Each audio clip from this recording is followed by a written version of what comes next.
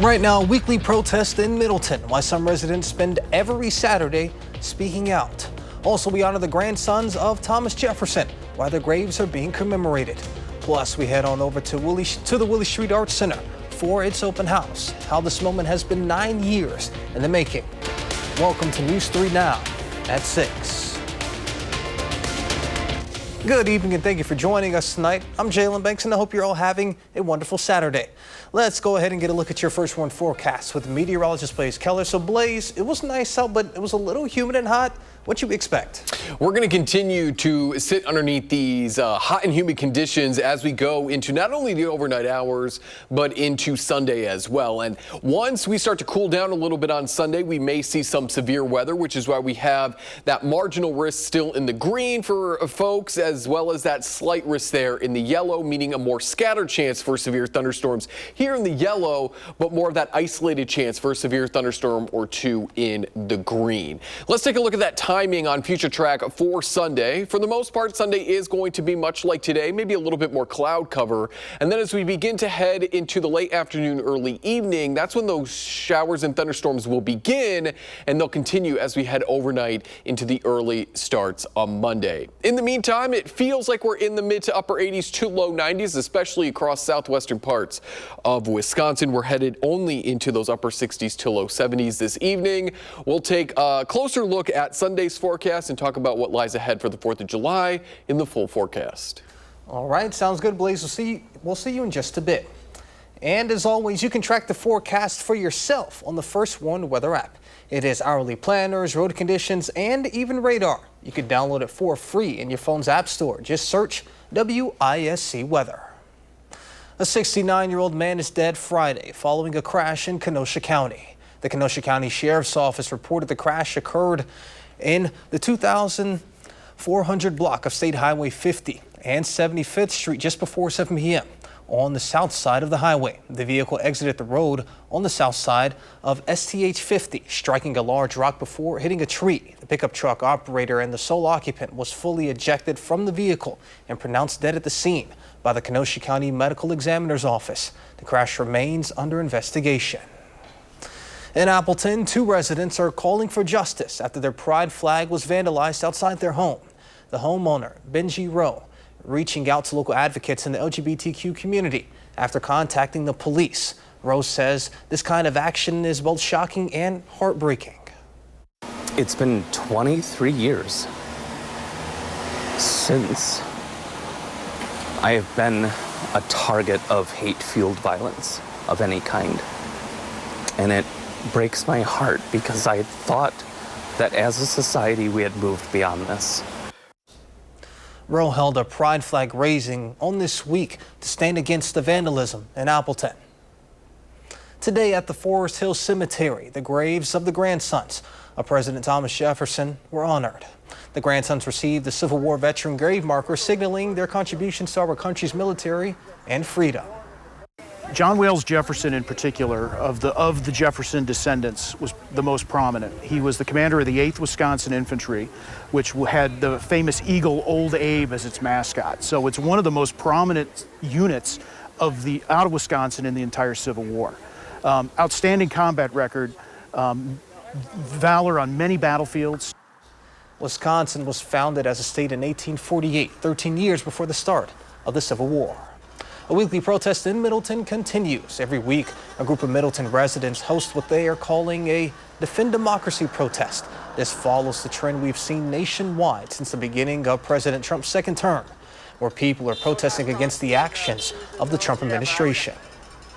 It makes me feel heartened that people are coming back week after week to know that democracy is not dead. We are not giving up. That it's not only our military that fights for our democracy, it's the people, because we are the democracy. The Middleton Defend Democracy protest is every Saturday from noon to 1. A Madison Arts Center is having its first open house since the building caught fire nearly a decade ago. Willie Arts Center has a unique way of showing art lovers what they can buy. Our Tanisha Shaw has more. We apologize. We're currently having some technical difficulties, but coming up after the break, The alleged Minnesota lawmaker shooter is in court, what we know from the hearing, and the Treasury Department and Congress are killing a revenge tax on foreign investment in Trump's budget bill. Plus, President Trump praised the Supreme Court for its decision Friday, limiting the ability of federal judges to impose nationwide injunctions. That and more after the break. You're watching News 3 Now at 6. It is a tax that spooked Wall Street and global business leaders. Now it's being dropped from President Donald Trump's wide-ranging budget bill. The Treasury Department and Congress are killing a so-called revenge tax that would raise taxes on foreign investment. Treasury Secretary Scott Bessent on Thursday announced a deal with G7 partners to exclude U.S. companies from some global taxes. That in exchange for the U.S. dropping the section of 899 tax code from the budget package. The tax code would have raised taxes on the income earned from U.S. assets held by individuals or businesses in other countries, with taxes the U.S. perceived as unfair for American businesses. The alleged gunman in the Minnesota lawmaker shootings appeared in federal court on Friday. Vance Belter is accused of killing Minnesota's former Speaker of the House and her spouse and seriously injuring another state lawmaker and his wife. Belter's attorney requested a delay in proceedings, saying her client's sleep deprivation due to jail conditions have made it difficult to communicate with him. Prosecutors did not object, and the preliminary hearing and detention hearing was pushed back to July 3rd. Belter was arrested last Monday following the largest manhunt in Minnesota state history. He faces state and federal charges, including murder, firearms offenses, and stalking. If found guilty, he could face the death penalty. The president's requested deadline for Congress to pass the so-called Big Beautiful Budget Bill is less than a week away. This weekend, the Senate continues to deliberate, with many senators saying they won't support the bill as it stands now. CBS News' Willie James Inman has more. For weeks, President Trump said he wanted his big, beautiful budget bill passed by the 4th of July. I think it was a good deadline. I think it's a good goal. If not a deadline, it's certainly a good goal, and it's certainly gotten us to work. GOP senators met behind closed doors Saturday afternoon as they raced to pass the sweeping package. There is no vote scheduled yet, as it remains unclear if the Republican-controlled Senate has the simple majority needed to move forward on it. This bill has about $400 to $500 billion worth of new spending. Now, why would you put forward a bill that has $500 billion worth of new spending if your goal was to fix the deficit? Among those concerned by the bill, Republican Senator Rand Paul of Kentucky. The deficit this year is going to be about $2.2 trillion. My prediction is with all this new spending and with some new tax cuts that the deficit is going to be bigger next year. The legislation extends tax cuts from President Trump's first term, removes taxes on tips and overtime, and increases spending for defense and border security. Opponents of the bill argue it would make significant cuts to Medicaid and food stamp programs. It's a disaster because it betrays Republicans' own promises not to cut Medicaid, not to cut SNAP. What they're trying to do to cut back on these health care programs and health insurance for 16 million Americans to pay for tax breaks for wealthy people is just not a winning combination. The president insists his bill will deliver relief to hardworking Americans. But we'll deliver a record tax cut, a record spending cut, a record investment in border security. The soonest the Senate is expected to vote on the bill is Sunday. Willie James Inman, CBS News, Washington. The 940-page mega bill is President Trump's top legislative goal. Nonpartisan analysts estimate that the version of the bill passed by the House last month would add about $3 trillion to the $362 trillion U.S. government debt. Coming up next, Blaze Keller's return. Blaze Keller returns with a complete look of your first one forecast. Plus, the Supreme Court upholds programs that deliver broadband access to rural and poor communities.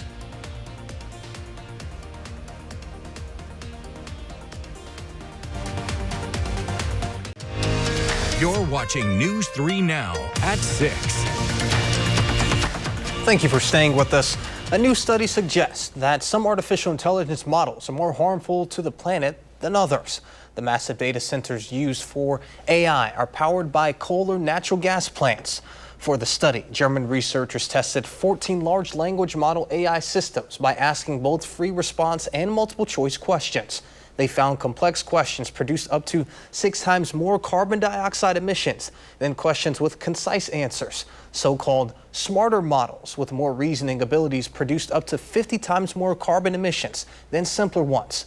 The study authors say if you want to reduce your carbon footprint, you should be more straightforward and specific when communicating with AI models. The researchers also say AI companies should think about disclosing the amount of carbon emissions associated with each prompt. This study was published recently in the journal Frontiers in Communication. The U.S. Supreme Court ruled in favor of keeping a long-standing government program that lowers the cost for internet and phone services in poor communities. This 6-3 decision rejected a claim that from a conservative group who said Congress violated separation of powers principles when it created this initiative. Justice Elena Kagan wrote the opinion. Justices Samuel Alito, Neil Gurish, and Clarence Thomas dissented in the issue.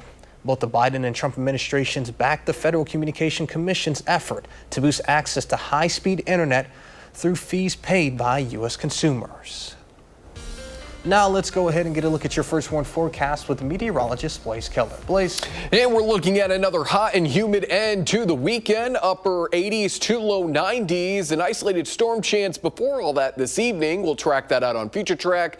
But the better chance for more widespread severe weather arrives starting Sunday evening and continues into early Monday. And the next week is looking pretty seasonable. We're going to say goodbye to the 90s and maybe a little bit of that humidity. And it does look like we are possibly going to be drying out and staying dry in not only the days leading up to the 4th of July, but for your actual 4th of July as well. Here's a look at Sunday's forecast. We're into those mid to upper 80s to low 90s, especially further south and east. A little bit more sunshine and southwesterly winds are going to help our temperatures, especially across southeastern Wisconsin, get into those low 90s. And again, tonight into early Sunday, we may squeeze out a severe thunderstorm or two, an isolated chance for those in the green. That includes parts of Vernon County, Juneau Adams County, all of La Crosse, as well as Monroe counties. But folks, out of that severe weather outlook, we may get a thunderstorm or two as this line, which is going to develop later this afternoon in Minnesota, races south and eastward out of Minnesota through northwestern Wisconsin, and then eventually fizzles out here across central and southern Wisconsin. So there's a look at that line as it begins to move out of northwestern Wisconsin in the early morning hours on Sunday. That will continue to push south and eastward. Again, looking at that chance for a rumble of thunder across central parts of our forecast area, I would say between 6 and 8 o'clock tomorrow morning. Further north and west, again, as those storms are moving out of northwestern Wisconsin in the early morning hours of Sunday, we may get some small hail, some gusty winds. Again, a severe thunderstorm can't be ruled out, but the better chance is going to be Sunday evening into Monday. We find that slight risk, the yellow here, a little bit wider, encompassing more of especially northern parts of Wisconsin. Still holding on to that isolated threat, that marginal risk in the green across the southeast. So anybody in the green, we're looking at 1 or 2 severe thunderstorms further north and west in the yellow. That's going to be where we see that scattered chance. So because Sunday is going to be another hot and humid day, we have to pretty much wait for temperatures to cool on down to get those showers and thunderstorms developing, which is likely going to begin in the late afternoon, early evening across northwestern Wisconsin. That line will continue to form and push its way south and eastward slowly. So as we're getting to the 9 o'clock hour, most of us, I would say south and east of the Dells, we're quiet. But north and west, that line of showers and thunderstorms continues to move on through. And then we see development as that cold front continues to push south and eastward, rounding the midnight hour going into Monday across central and eastern and southeastern parts of the forecast area. Again, strong winds are going to be our main threat because this is going to be along a cold front, but we can't rule out some small hail, and we also can't rule out heavy rain either. With all of these soupy conditions in the atmosphere, these thunderstorms have a lot of moisture to play with, and these showers do as well. So they'll just continue to really try to rain themselves out, really taking as much moisture out of the atmosphere as they can. And once that cold front passes, we're back into the low to mid 80s starting Monday through most of next week. It does look like our rain chances are coming down a little bit, especially on Friday. We're still looking at a chance for some showers and thunderstorms by the evening, but as temperatures get hotter, it's harder for showers and thunderstorms to get going. I have a whole Beyond the Barometer about how, even though it sounds kind of counterproductive, we might not be hot enough for those storms come Friday. And a perfect example is going to be tomorrow as well. So I encourage you to read that. But in the meantime, know that we're obviously watching the severe weather threat tomorrow and keeping a careful eye on what next Friday is going to be like. I mean, if it's not hot enough to bring in some showers, I'm not going to complain. Okay. Yes, it's weird. It doesn't sound like it should make sense, but it does. And I explain it, but yeah, it just might be not hot enough. So please go ahead and go read my guy's article so you can get a better understanding. Yes, all right, please. Sounds good. Thank you, Blaze. All right, now to that story from early in the show we had some technical difficulties with, but a Madison Arts Center is having its first open house since the building caught fire nearly a decade ago. Willie Arts Center has a unique way of showing art lovers what they can buy. Our Tanisha Shaw has more. Home is where the heart is. For Sharon Kilfoy, home is also where the art lives. I think of the Williamson Street Art Center more as a hub of art activity. This hub is where she lives, creates art, and where she connects with the community. You mean you're just going to let anybody into your house? And there's a guy sitting on the back porch right now who was here last night. He came back today.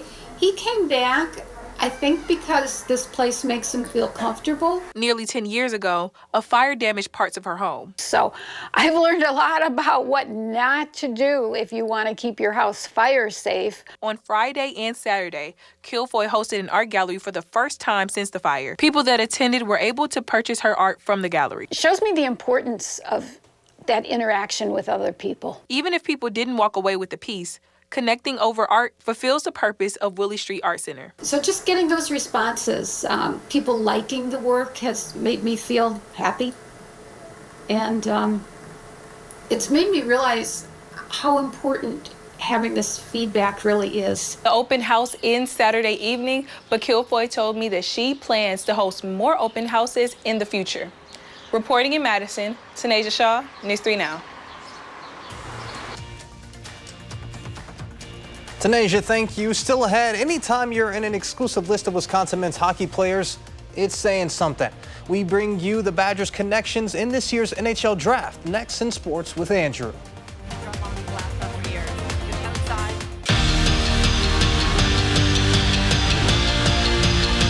It took a little longer than expected, but when Wisconsin men's hockey's Logan Hensler was selected in the first round of last night's NHL draft, his heart nearly beat out of his chest. The defenseman was taken with the 23rd pick by the Ottawa Senators, becoming just the 19th Badger ever to be drafted in the first round. And now that some of it has started to sink in, it's safe to say that Hensler is happy.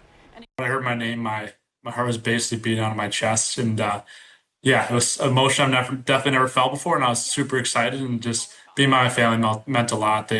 My parents made so much sacrifices for me, and just that the role model for my younger brothers was huge, and just thankful they're here, and a bunch of emotions, and super excited. But Hensler wasn't the only Madison connection in the first round of the NHL draft, because how about this? Riker Lee, who played for the Madison Capitals last season, was selected just a few picks later with the 26th overall pick by the Nashville Predators. He scored 31 goals in 58 games with the Madcaps. It was family day down at AmFam Field, and true story, Joey Ortiz doesn't have kids, so he and his wife brought their dog to the ballpark, which is fitting because lately he has been just that, a dog. A two-run homer put this one away because the pitching was nearly perfect. Quinn Priester issued 7 scoreless innings, allowing just 1 hit and striking out 11 as the Crew improved to 11 games over 500, winning it 5-0.